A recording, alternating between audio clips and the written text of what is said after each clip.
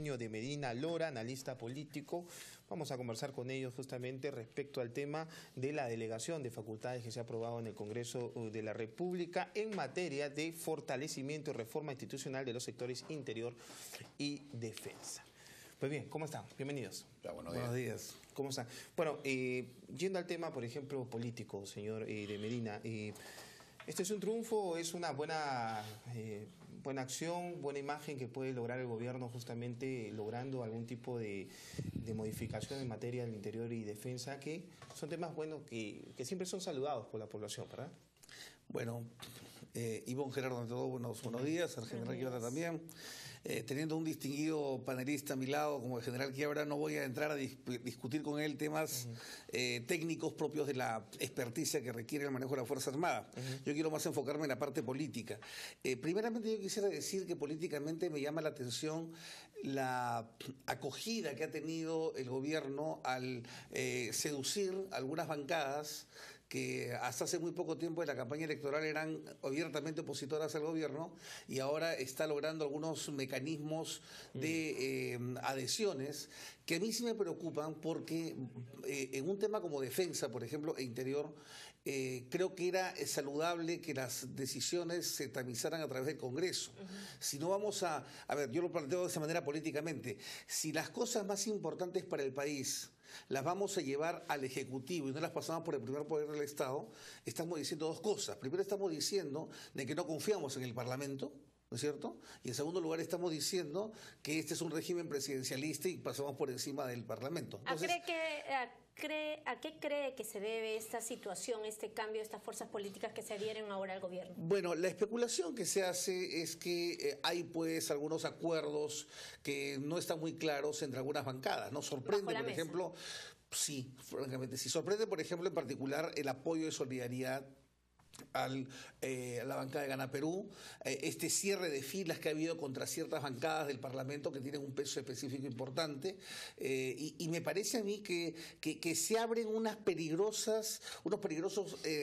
precedentes, particularmente en el campo de la defensa, donde, no olvidemos, estamos también en paralelo jugándonos el partido de La Haya. Se están exacerbando algunos sentimientos nuevamente antichilenos, inclusive a partir de programas faranduleros que no sé por qué tendríamos que rebotarlos tanto, y que estamos generando una atmósfera en la cual de pronto vamos a comenzar a justificar algunas compras sin licitación de parte del sector de la defensa. Doctor Medina, un momentito, por favor, le pedimos una disculpa. Vamos a la INCRI, está saliendo justamente Ricardo Vázquez, el llamado descuartizador de Lima.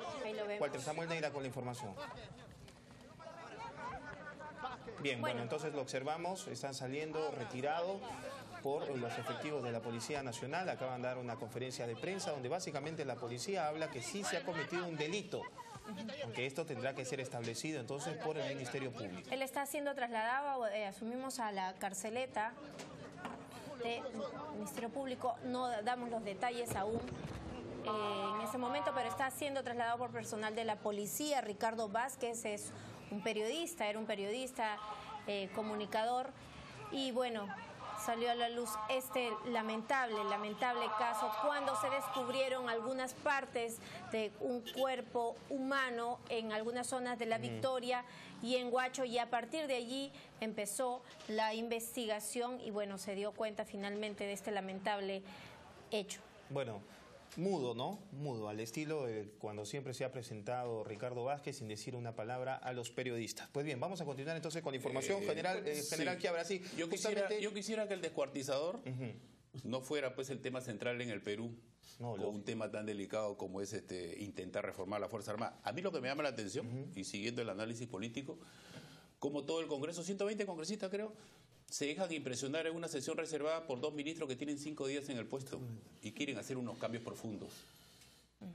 O no conoce nadie nada de tema de defensa y orden interno, o a nadie le interesa. Ahora, y el ministro de Defensa dijo de que si no le daban las facultades, él renunciaba, ¿no? Yo creo que él se dio cuenta que estaba en un serio papel y dijo, mejor me voy, ¿no? Porque se dice una cosa y se hace otra, ¿no? Dentro de los temas que podemos tocar. Dice que no se va a tocar en los ascensos y sin embargo dentro de la carrera militar no están los ascensos. Y se quieren hacer algunas cosas ilógicas, irreales e inoportunas. General, ¿podríamos hablar de los temas sustanciales y los de fondo? Porque finalmente el tema político, si renuncia o no un ministro, son aves de paso como todos los servidores públicos. Pero en el tema 4 de ministros fondo, de defensa en menos de un año no es una cuestión de menor. No es un asunto menor, sin embargo, el tema sustancial es la reforma en sí, el tema de las remuneraciones, que son muy importantes. Veamos punto por punto. ¿Qué punto quieren tocar? Bueno, siempre se habla de que las reformas deben incluir aumentos. ¿Es posible lograr ese aumento? ¿Usted cree que hay voluntad política para hacerlo? Acá se está hablando mal. No se trata de aumentos. Acá se trata del cumplimiento de una ley que no se está cumpliendo. Pero ¿y para eso se necesitaban delegación de facultades entonces? No. Si es el cumplimiento de... Ya está, es el cumplimiento de una ley. Fíjese, este es un trabajo que tiene hace muchos años y que ya se ha consensuado entre Interior y Defensa. Aquellos argumentos que dicen que las escalas entre los grados y entre los institutos eran diferentes, eso ya es producto del pasado. Hay un consenso. Se ha presentado una propuesta viable económicamente. Hacerla en 5 años. En resumen, el de mayor graduación gana el 85% de un congresista y ahí se hace el decalaje y se cerraba la brecha entre los comandantes, se hacen 5 partes. Estaba aprobado. ¿Por qué no se aprueba?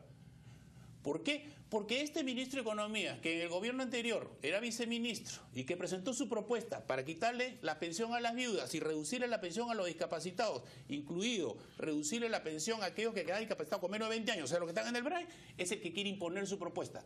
Si esta propuesta fuera favorable, ¿por qué no se hace pública? ¿Por qué se hace secreta? ¿Por qué? Porque quiere generarse un conflicto social. Por favor, si las cosas son para beneficiar a la gente, la haces pública y se aprueba. ¿Por qué no se hace? Ahora, y este cumplimiento de la ley hace una escala de remuneraciones más justa también en el más alto rango y el que tiene menos rango también las Fuerzas Armadas. Todo está justo, ya está consensuada. Lo único que hay que decir es pónganse en ejecución. Eso no necesitan ni una ley, ni se necesitan ninguna... ¿Por qué no se hace?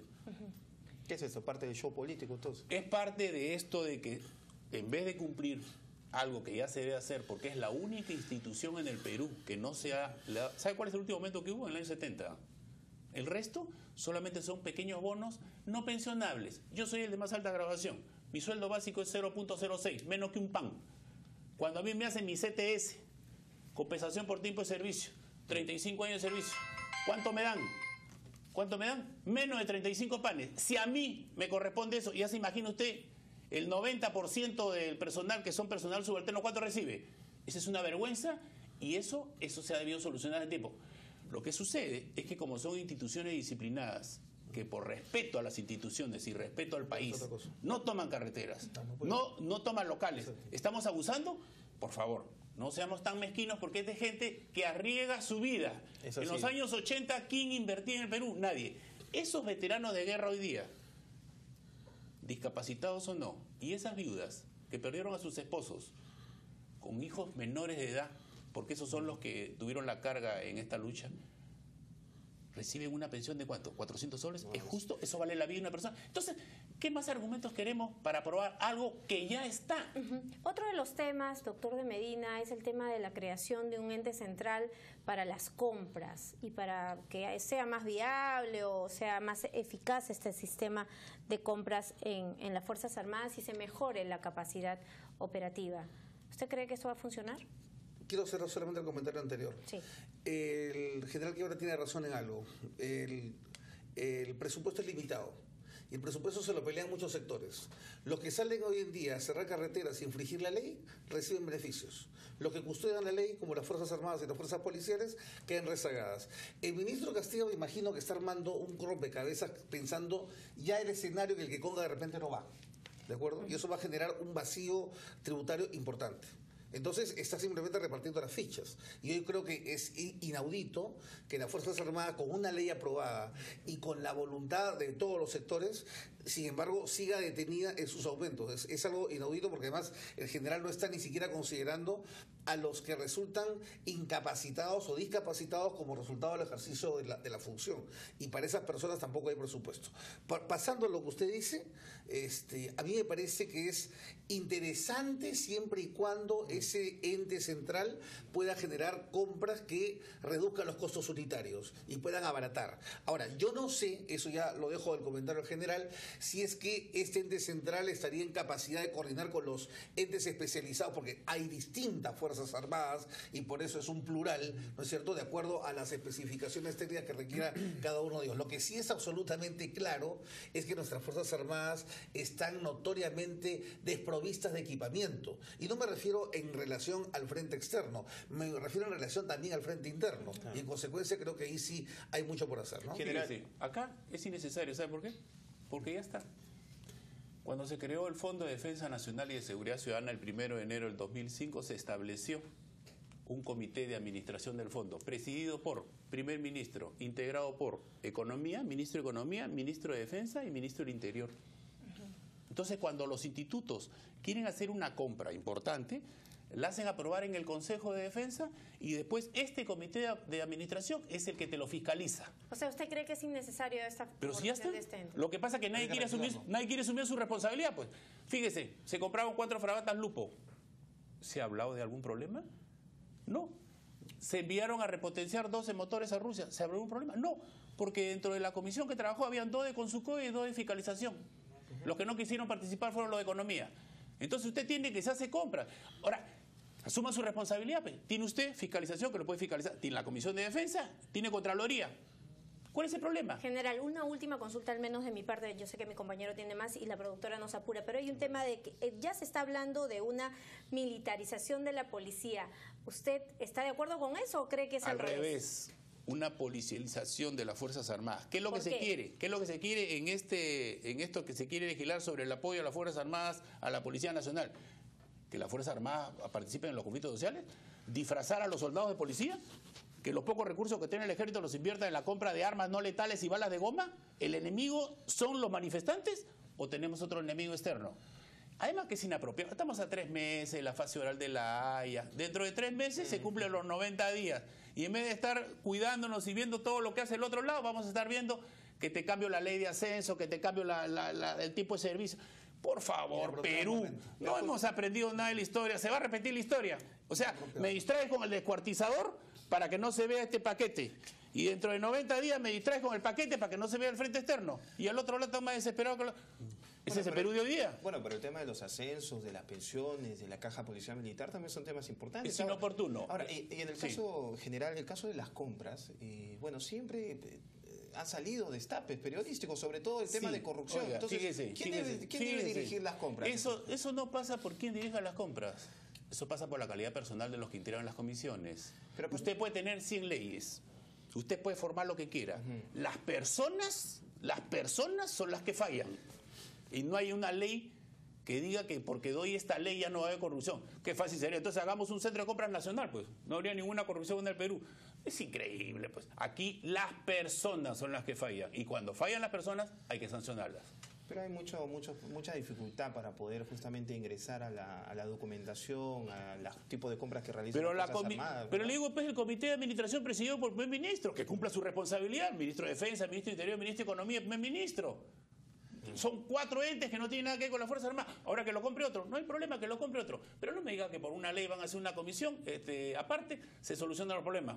Bien. Si es así, lindo sería el Perú dentro de 90 días. No, y conseguimos con ustedes en realidad, sobre todo en un punto, ¿no? De que nuestras Fuerzas Armadas definitivamente no tienen ni la logística adecuada para combatir, para protegernos, y tampoco pues reciben los sueldos que con justicia merecen. Bueno, a los dos le damos la gracia. Hay demasiada improvisación en el sector defensa. Eso es muchas improvisaciones. Es muy peligroso que este ministro haya entrado a defender un proyecto en el cual no ha participado. ¿Quién ni sabe? ¿No? Y que no sabe lo que haya defendido. Entonces, eso demuestra una señal política de que los sectores claves no sabemos qué hacer. ¿Qué habrá leído en esa sesión? ¿Qué cosa habrá leído?